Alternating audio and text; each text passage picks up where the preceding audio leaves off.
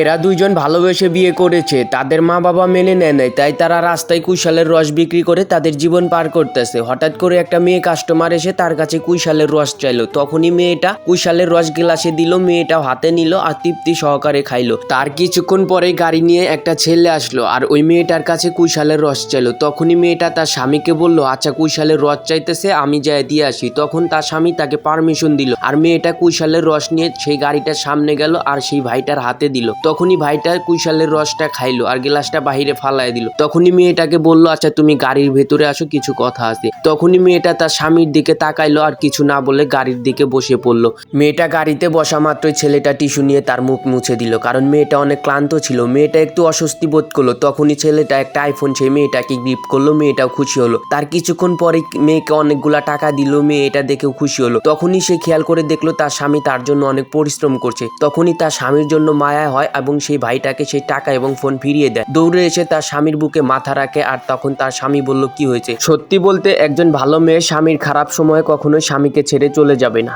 আর এই ভিডিওটা বেশি করে শেয়ার করে দিবেন যাতে অন্য কেউ দেখে এই বিষয়গুলো ভালো করে শিখতে পারে।